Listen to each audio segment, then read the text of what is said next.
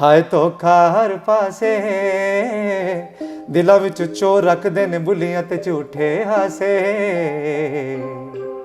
ਲੋਕੀ ਨਫ਼ਰਤ ਦੀ ਕੋਈ ਐਕਸਪਾਇਰੀ ਹੋਣੀ ਚਾਹੀਦੀ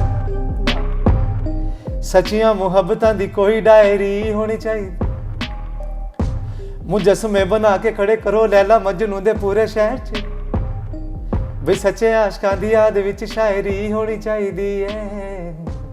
कोक स्टूडियो का सीजन 15 अगर आपने देखा है तो वहाँ पे 2 AM का गाना जो है वो स्टार शाह और ज़िशान अली ने गाया है, बहुत ज़्यादा जो है वो पसंद किया जा रहा है। स्पेशली जो है मैं जुल्फी सर का और कोक स्टूडियो का बहुत ज़्यादा थैंक्स करना चाहता हूँ कि उन्होंने मुझे जो है वो पहुँचा दिया जहाँ मैंने कभी सोचा भी नहीं था। बेतहाशा लोग जो है वो बड़े बड़े सीनियर कलाकार हमारे मुल्क के, तो मैंने तो कभी नहीं सोचा था कि मेरी जगह भी इसमें हो सकती है। अच्छा, सोर्स ऑफ अर्निंग क्या था? अभी भी मैं स्टिल टीचिंग ही कर रहा हूँ पिछले 10-12 साल से, इंजीनियरिंग की जॉब नहीं की। ना मैं सवाबी तो ना मैं कराची तो ना मैं लाहौरी ना फैसलाबादी जनाबे वाला मैं ओ काड़े वाला।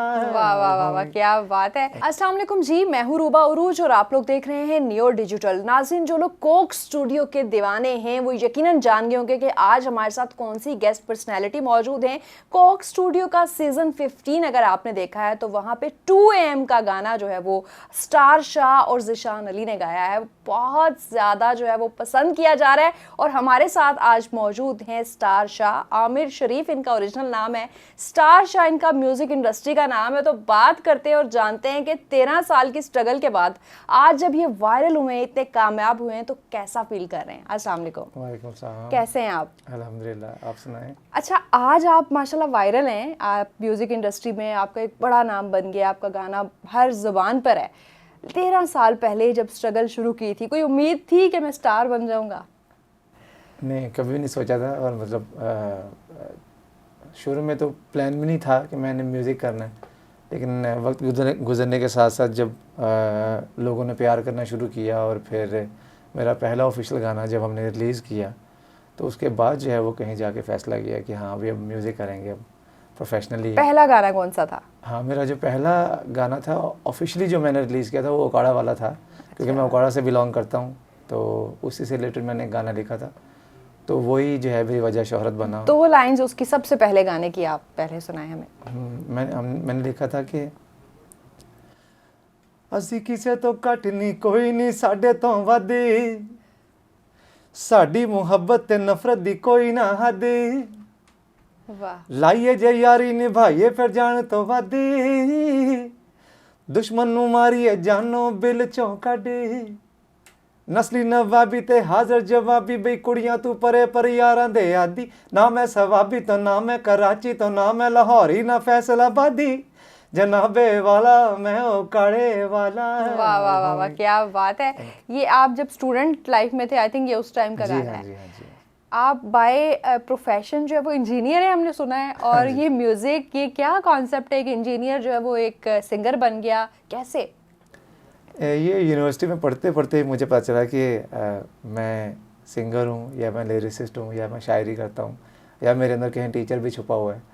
तो ये यूनिवर्सिटी ना होती तो शायद मुझे पता भी नहीं चलता कि मेरे अंदर इतना कुछ है। वो जो अपने दोस्तों की तरफ से फीडबैक मिलता था गाना सुनने के बाद, उसने इनकरेजमेंट दी? दोस्तों से तो कभी फीडबैक मिला नहीं। आपको तो जो फ्रेंड्स होते हैं वो तो कभी भी आपको जो है ना वो खुल के अप्रिशिएट नहीं करते। हाँ, मतलब वो करते थे लेकिन मुंह पे नहीं करते थे। कभी किसी ने बाथरूम सिंगर कहा है?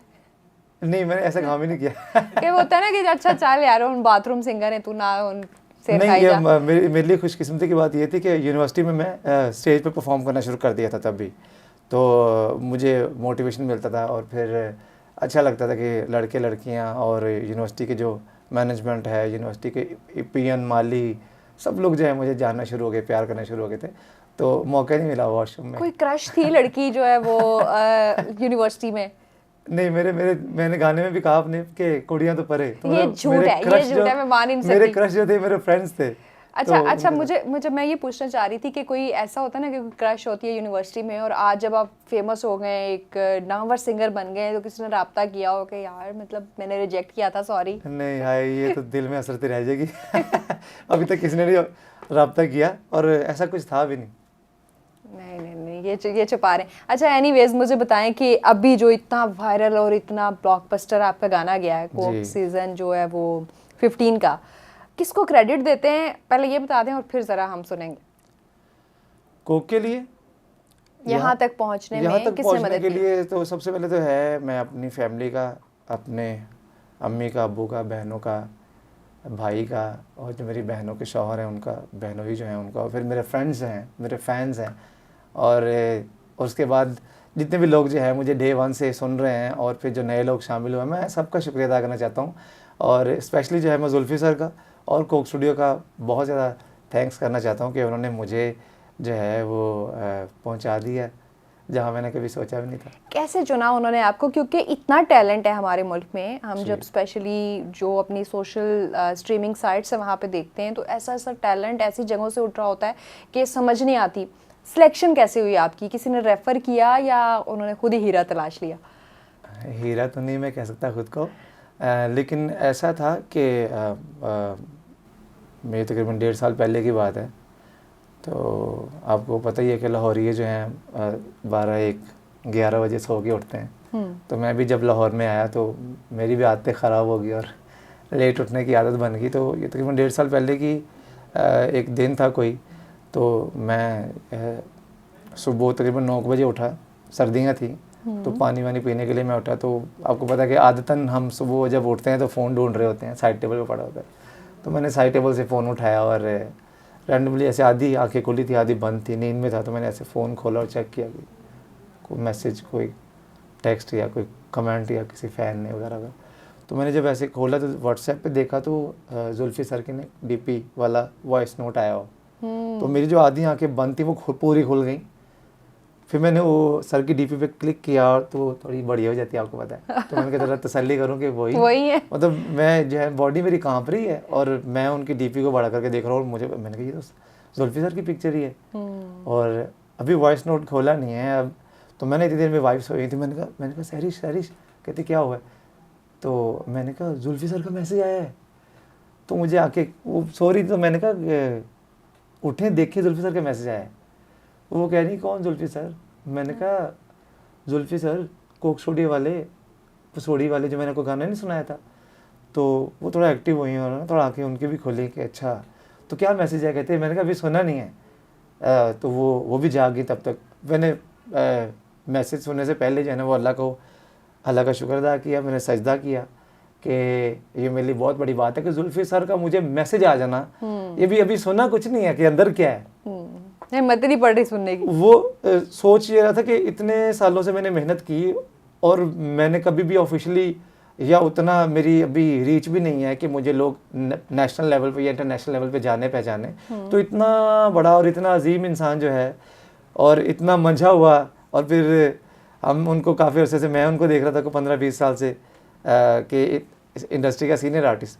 तो उन्होंने जब वो मैसेज मैंने खोल के देखा तो उसके अंदर उन्होंने बताया कि स्टार शाह मैं आपका असली नाम तो नहीं जानता, इसी नाम से मैं आपको जानता हूँ। तो मैंने आपका कुछ काम देखा जो मुझे अच्छा लगा, आप ऑनेस्ट हैं, आप रियल हैं, आप कोई लेयर रख के नहीं गाते या लिखते। तो आप पता नहीं रैप करते हैं या सिंगिंग करते हैं, मुझे ये भी नहीं पता, लेकिन आप जो भी कर रहे हैं मुझे अच्छा लगा। तो इज़ इट पॉसिबल कि क्या हम मिल सकते हैं? तो ये उनका वॉइस नोट था। तो मैंने कांपते कांपते जो है ना वो एक कपकपाती आवाज़ में उनको रिप्लाई किया कि सर मैं पहले उनका शुक्रिया अदा किया कि मेरे लिए ये लम्हा है, क्योंकि मैं लम्हे जीने वाला इंसान हूँ। मैंने कोई लंबी जोड़ी प्लानिंग करके नहीं जीता मैं कि ये हासिल करूँगा वो हासिल करूँगा तो उस पर सेलिब्रेट करूँगा। तो मैंने उसी को सेलिब्रेट किया कि वो मोमेंट था। तो मैंने उनको मैसेज किया और फिर उनका कुछ देर के बाद रिप्लाई आया। फिर मैं उनके घर गया मिलने के लिए उनको, फिर बैठे, फिर आगे बात चली।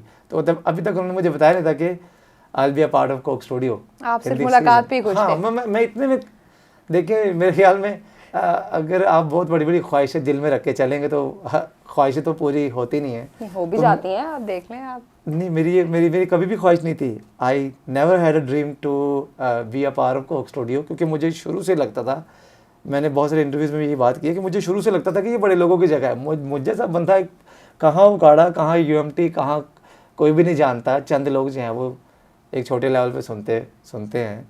तो ये तो बड़े लोगों की जगह है। आपदा परवीन जी की, राहत फ़तेह अली खान साहब, जावेद बशीर साहब, बोहेमिया सर जिनका मैं मेरे उस्ताद मैं मानता हूँ, उनको रूहानी उस्ताद है मेरे।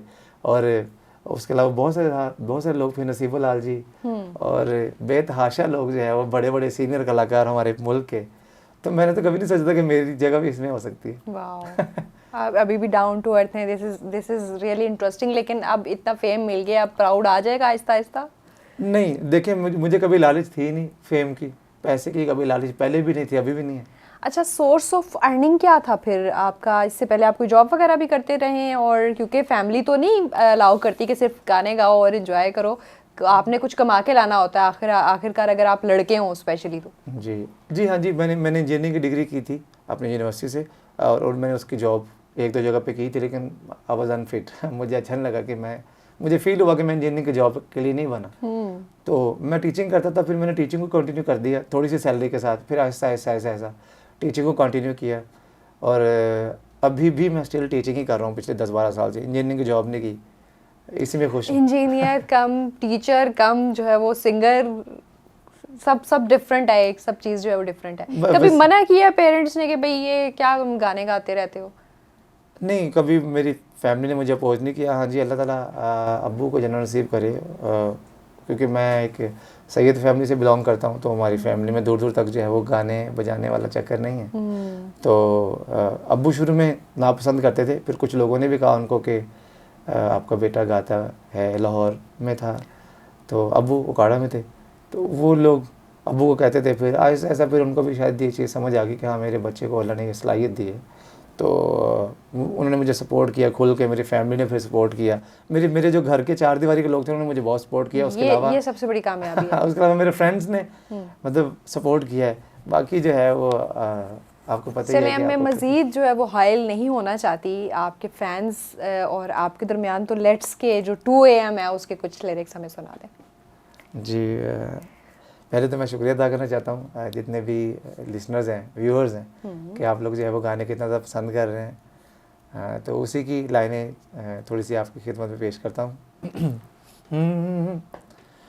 तो हर पासे दिलों विच चोर रखदे ने बुलियां ते झूठे हासे, हाय धोखा हर पासे दिलों विच चोर रखदे ने बुलियां ते झूठे हासे, लोकी नफरत दी कोई एक्सपायरी होनी चाहिदी, वाह, सच्चियां मुहब्बतां दी कोई डायरी होनी चाहिदी, मुजस्मे बना के खड़े करो लैला मजनू दे पूरे शहर च, बई सच्चे आशकां दी याद विच शायरी होनी चाहिदी है। वाह वाह वाह वाह, क्या बात है। अच्छा, मुझे ये पता चला है कि इसको लिखा भी आपने खुद ही है, म्यूजिक भी कुछ हद तक आप लोगों का अपना है? नहीं मैं बेसिकली मैं आप कह लें कि मैं एक रैपर हूँ, और दुनिया में जो रैपर होता है वो खुद लिखता है, खुद कंपोज करता है। तो लिखने और गाने की हद तक तो मेरी इसमें इनपुट थी, लेकिन म्यूज़िक जो है ऑफ कोर्स जुल्फी सर और उनकी टीम ने, और जो है ना उनके साथ जितने भी को प्रोड्यूसर्स थे उन्होंने प्रोड्यूस किया है, और फैंटास्टिक म्यूज़िक है, लोग पसंद कर रहे हैं, मज़ा ले रहे हैं। जैसे जुल्फी साहब ने आपका हाथ पकड़ा और मतलब आपको स्टार बना दिया, आपकी अपनी मेहनत ऑफ कोर्स है, ऐसे आप आने वाले लोगों को सपोर्ट करेंगे? अल्हम्दुलिल्लाह, ये अल्लाह का शुक्र है। मतलब ये बल्कि मैं जुल्फी सर के साथ अक्सर का जब मीटिंग्स होती हैं तो मैं उनके साथ ही बात करता हूँ कि सर जिस तरह आपने मुझे मौका दिया है, ये क्या इस तरह मुमकिन है कि पाकिस्तान में अगर कोई मुझे लगे लड़का या लड़की ये काबिल है, ये मेहनती है, तो क्या मैं अपने ज़रिए उसको इंट्रोड्यूस करवा सकता हूँ? तो उन्होंने मुझे कहा था बिल्कुल यार, अगर मैंने तुझे स्काउटिंग करके तुझे ढूंढा है तो तुझे लगे कोई और तेरे जैसा है या तो उससे भी अच्छा है यकीनन, तो हम ज़रूर उसको मौका देंगे। ज़बरदस्त। फ्यूचर में क्या करने जा रहे हैं? कोई नियरेस्ट कोई एल्बम आ रहा है, कोई गाना आ रहा है, कोई प्लान है? हाँ, ये अब सरप्राइज़ है। बस मेरे इंस्टा के पेज को फॉलो करते रहें, फेसबुक को देखते रहें, और बहुत सारे सरप्राइजेज हैं इंशाल्लाह। वैसे तो आपको प्रमोशन की ज़रूरत नहीं है, लेकिन आपने कर दिया है जावेद जी, ज़रूर आप फॉलो करते रहें, हम भी फॉलो करेंगे, और वी आर वेरी होपफुल सभी लोग के ये मज़ीद बहुत ज़बरदस्त जो है वो म्यूज़िक इंडस्ट्री में ऐसा म्यूज़िक लेके आएंगे जिसकी ज़रूरत है। और मैं मज़े का कमेंट पढ़ रही थी एक, ऐसे कहना तो नहीं चाहिए लेकिन वो कमेंट मुझे बड़ा इंटरेस्टिंग लगा जब मैं आपकी प्रोफाइल सर्च कर रही थी, कि कोई इंडियन जो रैप स्टार्स हैं उनको भी सिखाए, इवन नेहा काकड़ का नाम लिखा हुआ था कि उनको सिखाए है कि म्यूज़िक होता क्या है, तो ये आपके लिए एक बहुत बड़ा कॉम्प्लीमेंट था। तो वेरी गुड लक आपके फ्यूचर के लिए। और कैसी लगी आपको इनकी कहानी, इनकी स्ट्रगल जो है वो ख़ास इंपॉर्टेंट है इनकी कामयाबी के पीछे। कमेंट सेक्शन में आपकी राय का इंतज़ार रहेगा।